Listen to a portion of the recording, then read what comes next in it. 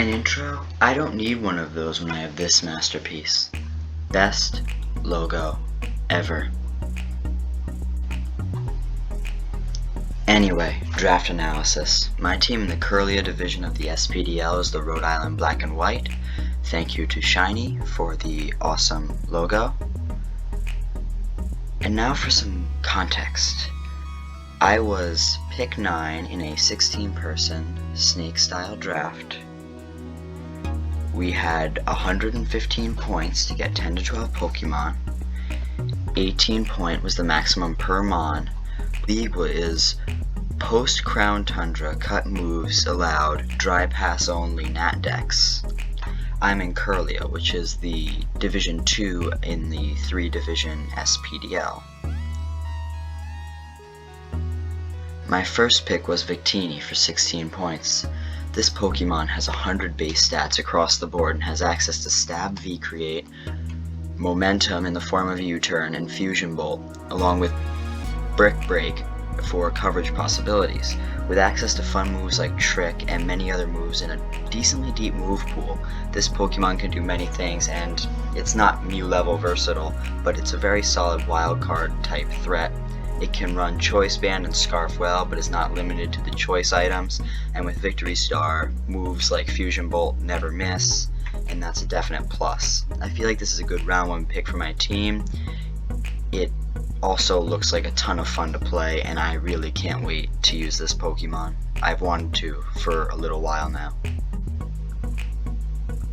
My second pick was Aegislash for 16 points. The Ghost Steel typing is pretty good for immunities, and due to opening in shield form, it can switch in better than other mons at around its attacking power. When it changes stances, it loses all its defense and becomes a pretty strong attacker and is able to deal solid amounts of damage. I drafted Aegislash for its immunities and attacking ability, and although it fills the roles I want it to when I picked it, I just don't feel like it was a great pick. It doesn't synergize well with the rest of my roster. Aegislash on a Sun team looks weird. It's just kinda dull to play as well. Although I definitely need it, it didn't and still really doesn't feel good as a round 2 pick. Also really doesn't feel good in general. It could just be me. I don't know.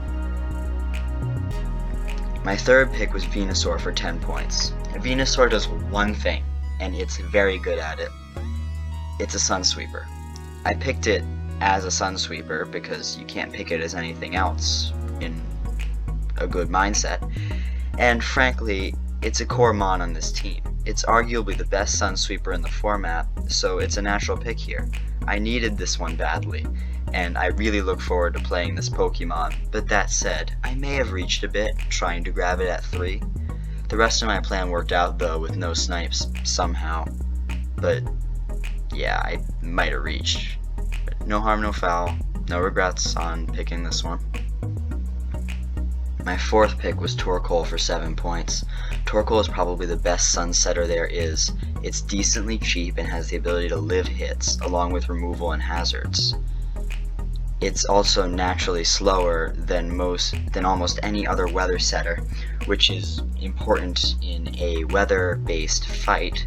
I picked it at 4 as a complement to Venusaur, and the rest of my team also benefits from it from this point on. It is a crucial part of my Sun Core, and I like where I picked this mon. I couldn't take risks with it being sniped, and nothing else left in my plan was likely to get picked this early in the draft.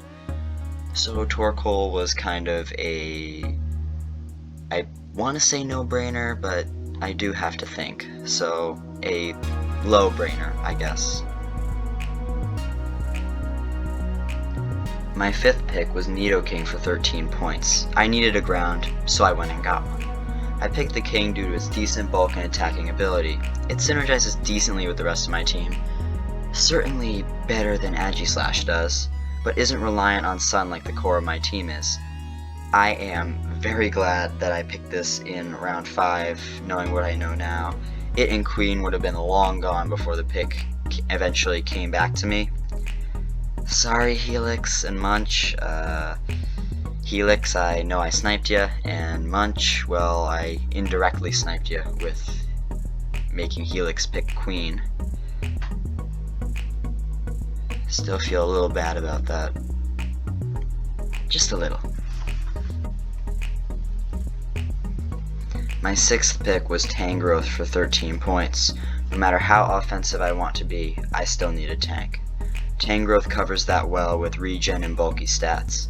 It also has access to Chlorophyll and Leaf Guard in order to be more offensive or have some anti-status insurance in Sun. As I said, I drafted Tangrowth specifically to be my tank, and I feel that it is a good one for a Sun team. I feel good about where I picked it. It was not an amazing pick, but it was definitely a needed one. This is how I need to counter threatening waters like, I don't know, Dracovish. It tanks Dracovish decently, and it's just a good switch in to cover for my fire heavy team. My 7th pick was Mega Houndoom for 11 points. The best Sun Mega by far. It's a great offensive mon on the Sun team. Before it Mega evolves, it has Flash Fire, allowing it to get a free switch in on a fire type move, and the boost that comes with the Flash Fire immunity. Along with solar power after the Mega Evolution. Wow, I'm really good at English today. Which is essentially a life orb in Sun. Fortunately, Nasty Plot is not banned, and it gives Doom the ability to set up a suite. Mega Doom is a Sun exploiter who hits very hard in Sun, is faster than it has any right to be at 115 base speed, and is better outside of Sun than mons like Venusaur. In my opinion, it was a good pick. It was an actually obvious choice, and I took it. My 8th pick was Togekiss for 13 points. Kiss is a cleric who gets access to removal and can be used as a special attacker, and is the literal god of hacks. It's just too bad I can't give it a King's Rock. Togekiss is my obligatory fairy type. It also has removal, which I honestly don't have enough of, and is my only cleric. A necessary role player pick that happens to not be terrible offensively. Overall I'm satisfied with it, although it's far from an ideal fairy. It's still a fairy. It works as a fairy, and that's cool. My 9th pick was Scrafty for 7 points. It's another psychic immunity that happens to be a fighting type. Frankly, it's a coverage mon. It can revenge kill and set up okay using Dragon Dance, but there's a reason it's only 7 points out of a possible 18. It's usable but not great. As I said, it's a pick for coverage. It's very useful against rock types, which my team, other than Scrafty, is obscenely weak to. I think 5 of the 11 Pokemon I picked are at least 2x weak, and I know I have at least one 4x. Along with Ice, but Ice is not really a concern against a Sun team. The Fighting Dark typing is really not a bad typing for me here at all. I feel pretty good about this pick. Like, I don't think it'll put in a ton of work. Like, it's not going to carry me, but it could certainly be useful in some matches, like if my opponent has a good rock type or something like that. Oh, speaking of rock weakness, my 10th pick was Charizard for 6 points, my lowest cost and worst Sun exploiter. It's really just another Sun Pokemon on my team. What makes it at all useful is its ground immunity and access to hazard removal. Zard is the least important mon in my original plan, and that's why I waited this long to pick it. Charizard is Remover number 3, Sun Exploiter number 3, my 2nd Flying type, and my 4th Fire type. It's a depth mon that I will probably reserve for niche situations, and it's not necessary for my team or a late steal, but some depth can really be nice to have. It prevents me from being locked into bringing the other exploiters every game, so that's cool. My 11th pick was Zangoose for 3 points. I picked up Zangoose with spare points after I finished my original plan, and I think it is an absolute steal at 3. Zangoose does not belong in the bottom 6 of the point values. It has 90 speed, which is decent, but not great. If you give it a toxic orb with facade and are able to stall one turn or pivot it in after your opponent has moved, you can get a 240 base power plus same type attack bonus facade off, or a 60 power quick attack if all you need to do is finish a kill.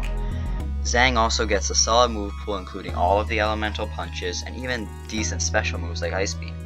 If you need to run a non-tox orb Zangoose, it can also get immunity, preventing it from being poisoned.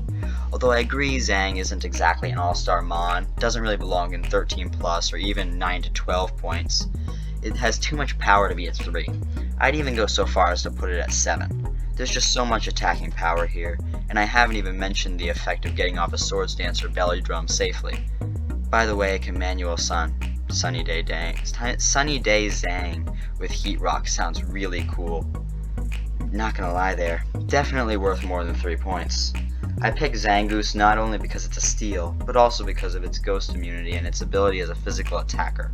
This is my favorite pick of the draft, if you couldn't tell by my tangent on the tiering.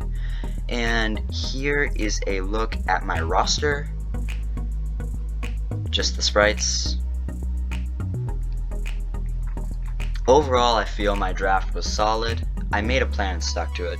I don't think it's a championship team, but considering I got picked 9 in a 16-person draft, I'm not unhappy with it. I also wanted to use Sun because weather's really fun. And I think I can go 5-5 with this team. We'll see though.